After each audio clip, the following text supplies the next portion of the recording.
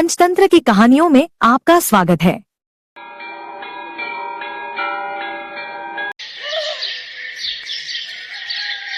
रामगढ़ गांव में एक महेश नाम का किसान अपने खेतों में काम कर रहा था कि तभी अचानक एक नेवला आया जो एक सांप के पीछे पड़ा हुआ था।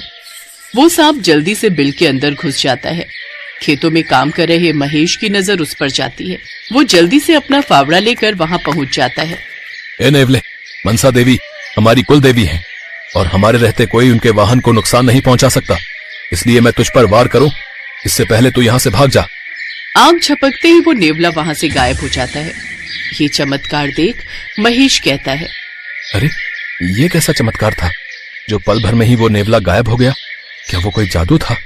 तभी उस बिल के अंदर से आवाज आती है, हाँ वो जादूगर ही था। अगर तुम आज नहीं होते तो मेरे प्राण नहीं बचते। कौन है? कौन है? तभी वो सांप बिल से बाहर आता है और पल भर में ही नागराज का रूप ले लेता है। अरे ये कैसे हो गया? तुम भी कोई जादूगर हो क्या? नहीं, लेकिन मैं एक इच्छाधारी नाग हूं। इच्छाधारी नाग?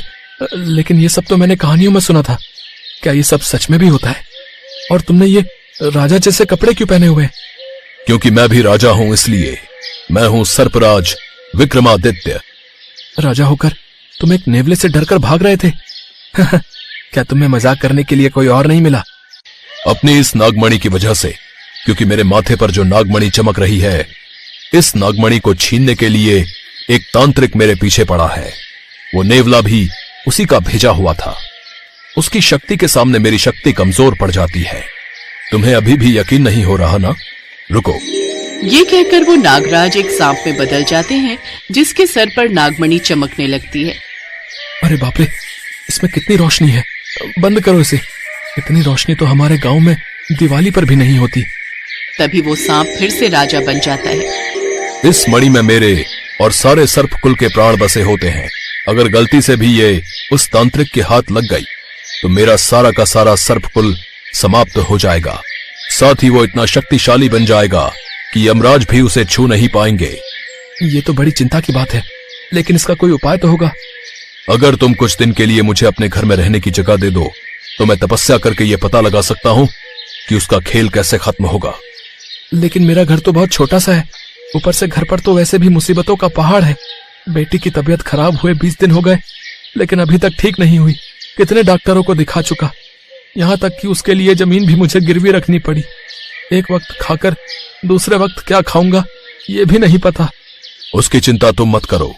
जब तक ये मणि तुम्हारे घर पर रहेगी, तुम्हारे सारे दुख दर्द दूर हो जाएंगे।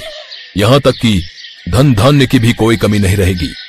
यहाँ तक कि ये मृत शरीर में प्राण का संचार तक कर सकती है। महेश काफी देर तक सोच में डूबा रहा, लेकिन उसकी समझ में अभी तक नहीं आ रहा था कि वो क्या करे। देखो, मुझे तुम्हारी बातों पर ज्यादा भरोसा तो नहीं है, लेकिन हमारी कुलदेवी जो है उनका वाहन एक सर्प ही है, इसलिए मैं तुम्हें नाराज नहीं कर सकता। चलो फिर मेरे साथ। राजा सांप का आकार लेकर एक टोकरी में बैठकर महेश के साथ घर आ जाता है। रास्ते में आते वक्त वो कुछ केले तोड़कर अपने साथ ले आता है। फिर जैसे ही घर पहुंचता है तो एक सांड भागता हुआ उसके पास आता है। महेश उसे वो केले देते हुए कहता है, ले इसे पेट भर कर खा। मैं जब तक हूं तेरी सेवा में कोई कमी नहीं होने दूंगा। तुम एक सांड से भी कितना प्यार करते हो। सचमुच तुम्हारा दिल बहुत बड़ा है। गांव का कोई भी ग्वाला इसे रखने को तैयार नहीं, इसलिए मैंने इसे अपने पास ही रख लिया। फिर महेश उस राजा के साथ अंदर जाता है जहां उसकी पत्नी रमा उससे कहती है, आज तो आप बड़ी जल्दी आ गए जी। खैर अच्छा ही हुआ जो जल्दी आ गए, नहीं तो मैं खुद ही खेत पर आ रही थी।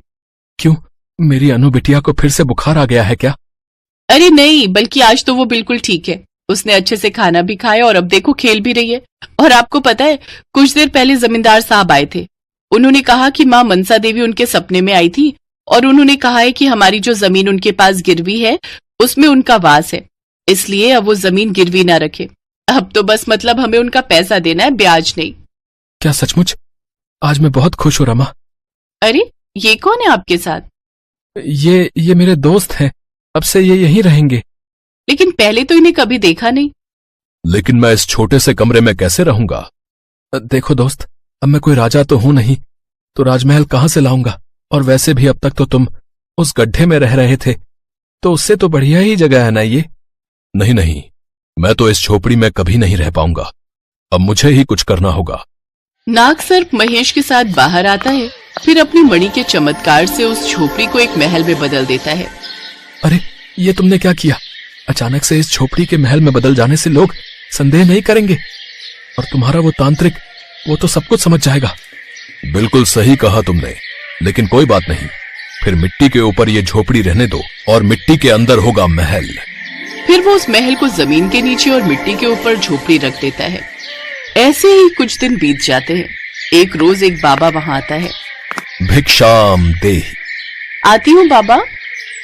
तभी वो बाबा विभूति छिड़क कर कहता है, नहीं, लगता है उस सर्प ने यहां भी आश्रय नहीं लिया, नहीं तो ये विभूति लाल रंग की हो जाती। लेकिन वो ये गांव छोड़कर तो जा नहीं सकता। फिर आखिर गया कहां? कुछ देर बाद वो महेश के घर के बाहर पहुंचता है, जहां रमा उस सांड को चारा खिला रही थी। भिक्षाम देहि। अभी लाती हूँ बाबा। बबलू, तुम तब तक ये सारा चारा खा लेना। रमा जैसे ही अंदर जाती है, साधु फिर से वो विभूति छिड़कता है, जिससे वहां की मिट्टी लाल हो जाती है। तभी वो साधु तांत्रिक के भेष में आ जाता है और बीन बजाने लगता है। रमा ये देख लेती है और वो समझ जाती है कि वो वही तांत्रिक है और नागमणि लेने आया है। वो उसकी बीन छीनने की कोशिश करती है, लेकिन तांत्रिक उसे धक्के मारकर गिरा देता है और फिर बीन बजाने लगता है। नागराज को महल में बैठे हुए उस बीन से परेशानी होने लगती है और वो सांप बनकर सर पर मणि लगाए बाहर आ जाता है और तांत्रिक के सामने खड़ा हो जाता है। तांत्रिक उस पर विभूति छिड़कता है, जिससे वो सांप से राजा बन जाता है। क्या सोचा था तूने?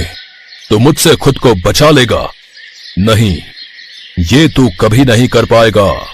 इस तांत्रिक की शक्ति के सामने तो कुछ भी नहीं।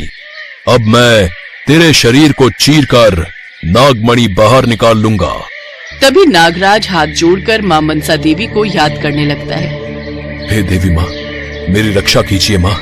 फिर महेश भी बाहर आ जाता है और चुपके से अपने सांड बबलू के कान में कहता है, वो देख बबलू, उस तांत्रिक ने लाल चोला पहना हुआ है। जा, अब तू जाकर उसको ऐसा उठाकर पटक कि उसका कचुम्बर निकल जाए, और ऐसी लात मारना कि इस जन्म में वो कभी सीधा खड़ा ही ना हो पाए। अब जा, जल्दी जा।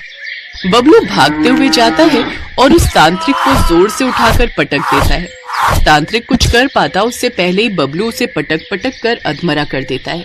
फिर नागराज उसके गले से वो माला छीन लेता है और उसे तोड़ देता है, जिससे उसकी सारी शक्तियां नष्ट हो जाती हैं और वो वहीं मर जाता है।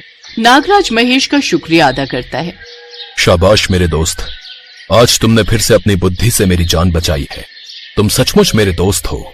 अब मुझे नागलोक वापस जाना होगा अपनी इस मणि के साथ, और अब से तुम हमेशा धन धान्य से ऐसे ही परिपूर्ण रहोगे। साथ ही अब मेरा ये महल तुम्हारा। नागराज महेश के गले लगता है, फिर खुशी खुशी अपनी नागमणि के साथ नागलोक लौट जाता है।